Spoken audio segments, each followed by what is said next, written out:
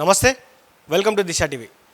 July 10వ తేదీన విద్యా సంస్థలన్నీ కూడా కేజీ టు పీజీ వరకు అన్ని విద్యా సంస్థలు బంద్ చేయాలంటూ కూడా వామపక్ష విద్యార్థి సంఘ నేతలందరూ కూడా ఈరోజు ప్రెస్ మీట్ పెట్టడం జరిగింది. మాట్లాడదాం అసలు వారి యొక్క డిమాండ్స్ ఏంటి, ఎందుకు 10వ తారీఖున కేజీ నుంచి పీజీ వరకు అందరూ బంద్ చేయాలని పిలుపునిస్తూ ఉన్నారు కూడా అడిగి తెలుసుకునేటువంటి ప్రయత్నం చేద్దాం.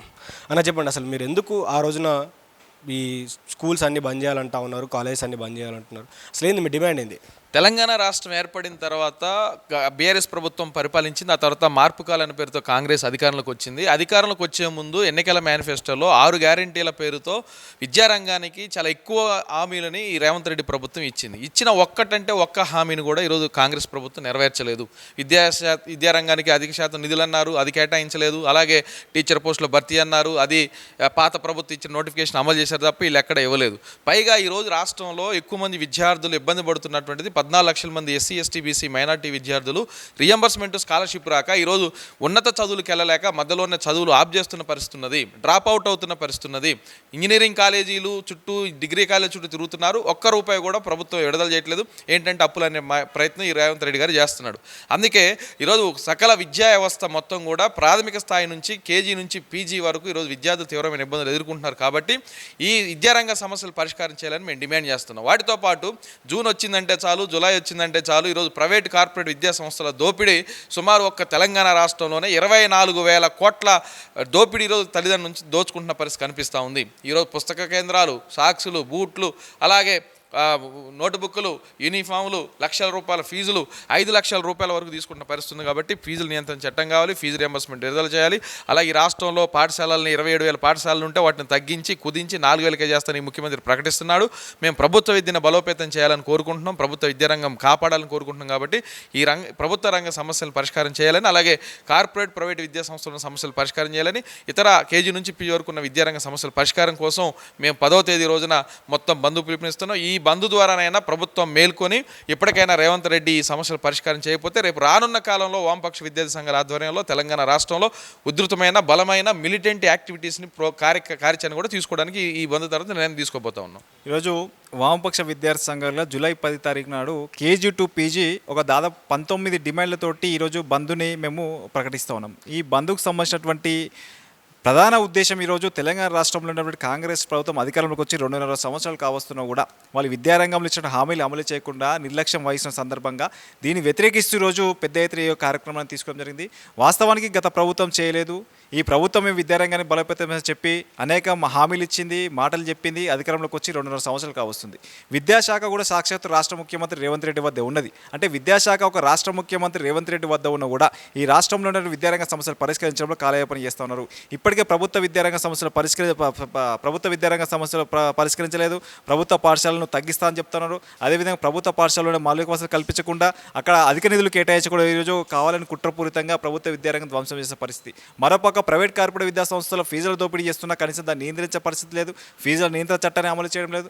అదేవిధంగా ఈరోజు 2009 విద్యా హక్కు చట్టం ప్రకారం ప్రైవేట్ కార్పొరేట్ విద్యా సంస్థల్లో పేద విద్యార్థులకు 20% ఉచిత విద్య అందించాలి, అది కూడా అమలు చేయడం లేదు. అంటే ఎక్కడ కూడా కాంగ్రెస్ ప్రభుత్వం విద్యారంగంలో ఇచ్చినటువంటి హామీలు అమలు చేయకుండా కాలయాపన చేసి విద్యార్థులు మోసం చేస్తారు. కాబట్టి ఆ మోసం చేసిన తరుణంలో విద్యార్థి సంఘాలు అనేక సందర్భాల్లో పోరాటాలు చేసిన, ఎమ్మెల్యేలను కలిసిన, మంత్రులను కలిసిన, ఎంపీలను కలిసిన కనీసం ఎవరు కూడా స్పందించే పరిస్థితులు లేరు.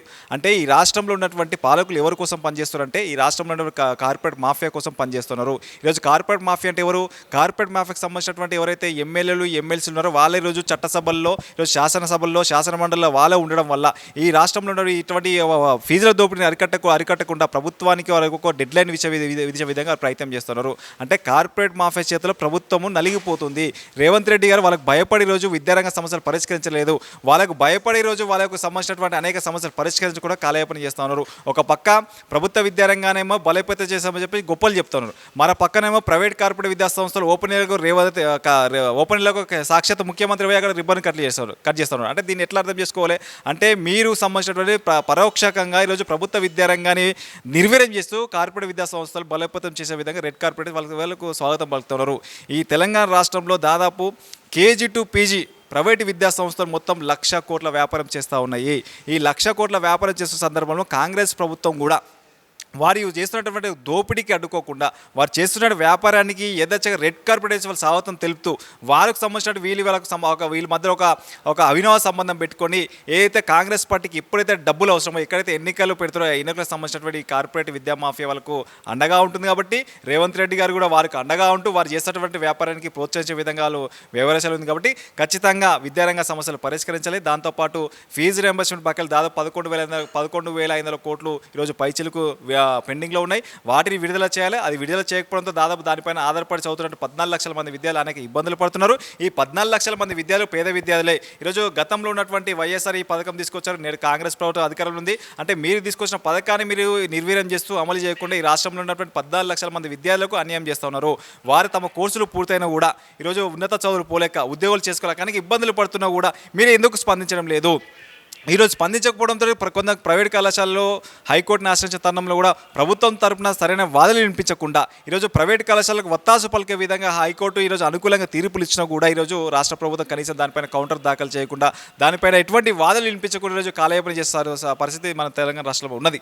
కాబట్టి అనేకమైన సమస్యలు ఉన్నాయి. ఈ యొక్క సమస్యలు ప్రభుత్వం స్పందిస్తలేదు కాబట్టి, సమస్యలు పరిష్కరిస్తలేదు కాబట్టి వామపక్ష విద్యార్థి సంఘాలు ఈ బంద్కు పిలుపునే జరిగింది. ఖచ్చితంగా ఈ బంద్ వల్ల తెలంగాణ ప్రభుత్వంలో మేల్కొల్పి చలనం రాకపోతే రానున్న కాలంలో ఈ రాష్ట్రంలో ఉన్నటువంటి విద్యార్థులను పెద్ద ఎత్తున కలుపుకొని వామపక్ష విద్యార్థి సంఘాల ప్రభుత్వం వ్యతిరేకంగా పెద్ద ఎత్తున పోరాటాలు కొనసాగిస్తామని చెప్పేసి ఈ సందర్భంగా మేము తెలంగాణ రాష్ట్ర ప్రభుత్వం హెచ్చరిస్తా ఉన్నాం. ఇవాళ 30 నెలలు అవుతుంది కాంగ్రెస్ ప్రభుత్వం అధికారంలో వచ్చేసి. కనీసం ఇప్పటివరకు కూడా 1,000 కోట్ల రూపాయలు కూడా ఇప్పటివరకు ఫీజు రియంబర్స్మెంట్ స్కాలర్షిప్లను విడుదల చేయని దయనీయ స్థితిలో ఈ రాష్ట్ర ప్రభుత్వం ఉన్నది. తెలంగాణలో అనేకమైన హామీలు ఇచ్చేసి వాళ్ళ విద్యార్థులకు యువకులకు ఇలా అధికారం చేపట్టిన ఈ రేవంత్ రెడ్డి ప్రభుత్వం పూర్తి స్థాయిలో విద్యారంగాన్ని నిర్వీర్యం చేసే కార్యక్రమం చేపడతా ఉన్నది. కాబట్టి మేము ఈ రాష్ట్ర ప్రభుత్వాన్ని డిమాండ్ చేసేది ఏంటంటే ఈ తక్షణమే ఈ రాష్ట్రంలో ఏదైతే గత 10 సంవత్సరాల నుంచి పెండింగ్లో ఉన్న రియంబర్స్మెంట్ స్కాలర్షిప్ నిధులు ఏదైతే ఉన్నాయో తక్షణమే వాటిని విడుదల చేయాల్సిందిగా డిమాండ్ చేస్తూ ఉన్నాము. అదేవిధంగా దాంతోపాటు అనేకమైన ఇవాళ సమస్యలు ఉన్నాయి. ప్రభుత్వ పాఠశాలలో మౌలిక వసతులు లేవు. ఇవాళ గురుకులాలకు ఇవాళ సొంత భవనాలు లేవు. ఇవాళ అనేకమైన సమస్యలతో ఇలా రాష్ట్రంలో విద్యారంగం సతమతం అవుతూ ఉన్నది. తక్షణమే ఇవాళ విద్యాశాఖ మంత్రిని కూడా నియమించాల్సిందిగా ఈ సందర్భంగా ఈ రాష్ట్ర ప్రభుత్వం డిమాండ్ చేస్తున్నాము. తదితర డిమాండ్లతో ఈ నెల 10వ తేదీ నాడు వామపక్ష విద్యార్థి సంఘాలు చేపడుతున్నటువంటి ఈ యొక్క విద్యా సంస్థల బంద్కు విద్యార్థులకు అందరికి కూడా భాగస్వాములై విజయవంతం చేయాల్సిందిగా ఈ సందర్భంగా తెలియజేస్తూ ఉన్నాం. నా పేరు అనిల్, పీడీఎస్ తెలంగాణ రాష్ట్ర ప్రధాన కార్యదర్శి. జూలై 10వ తేదీన విద్యా సంస్థల బంద్కు పీడీఎస్, ఎస్ఎఫ్ఐ, ఏఐఎస్ఎఫ్, ఏఐఎఫ్డిఎస్, ఏఐపిఎస్సి లాంటి సంఘాల ఆధ్వర్యంలో బంద్కు పిలుపునివ్వడం జరిగింది.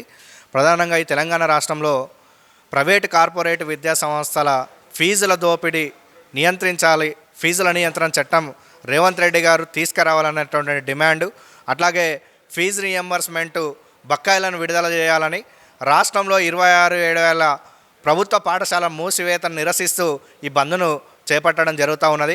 కాబట్టి రేవంత్ రెడ్డి గారు నీకు నిజంగా చిత్తశుద్ధి ఉంటే ఈ తెలంగాణ రాష్ట్రంలో ఫీజులు భారం మోయలేక 40,000 నుండి 5 లక్షల రూపాయల వరకు వసూలు చేస్తున్నటువంటి ప్రైవేటు కార్పొరేట్ విద్యా సంస్థలు ఈ తెలంగాణ రాష్ట్రంలో వెలిసి ఉన్నాయి.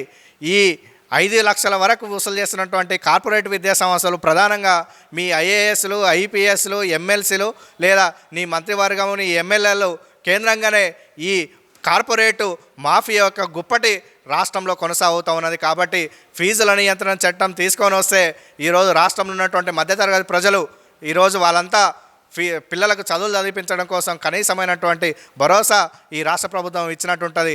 కాబట్టి నువ్వు వెంటనే ఫీజుల నియంత్రణ చట్టం తీసుకురావాలి.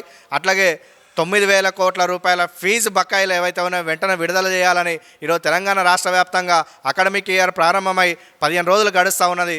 కాబట్టి ఫీజు రియంబర్స్మెంట్ విడుదల చేయకపోవడం వల్ల రాష్ట్రంలో ఉన్నటువంటి ఇంజనీరింగ్ విద్యా సంస్థలు ఉన్నటువంటి యజమానులు మొత్తం విద్యార్థులనంతా సర్టిఫికెట్లు ఇవ్వలేక వాళ్ళనంతా ఈరోజు వాళ్ళని భయభ్రాంతులకు గురి చేసి ఈరోజు విద్యకు దూరం చేసేటువంటి పరిస్థితి రాష్ట్రంలో నెలకొని ఉన్నది. కాబట్టి నీవు ఏవైతే పెండింగ్ బకాయిలు 27,000 పాఠశాల మూసివేత, ఫీజుల నియంత్రణ చట్టం ప్రధానంగా ఈ రాష్ట్రంలో ప్రజల మధ్య డిస్కషన్ జరుగుతున్నది. ప్రజల మధ్య ఈరోజు విద్యా వ్యవస్థ పట్ల ఈ 3 అంశాలపైన రాష్ట్ర వ్యాప్తంగా ఒక రకమైనటువంటి డిస్కషన్ జరుగుతూ ఉన్నది. కాబట్టి వెంటనే ఈ సమస్యలు పరిష్కరించడం కోసం రేవంత్ రెడ్డి మంత్రివర్గం కావచ్చు, రేవంత్ రెడ్డి గారు కృషి చేయాలని రేపు జరగబోయే జూలై 10వ తేదీన విద్యా సంస్థల బంద్కు యాజమాన్యాలు అట్లాగే కార్పొరేటు విద్యా సంస్థలు, ప్రభుత్వ విద్యా సంస్థలు కలిసి రావడం కోసం మేధావులంతా కలిసి వచ్చి ఈ జూలై 10వ తేదీన విద్యా సంస్థల బంద్ను విజయవంతం చేయాలని పీడీఎస్ అట్లాగే వామపక్ష విద్యార్థి సంఘాలుగా పిలుపునిస్తూ ఉన్నాం.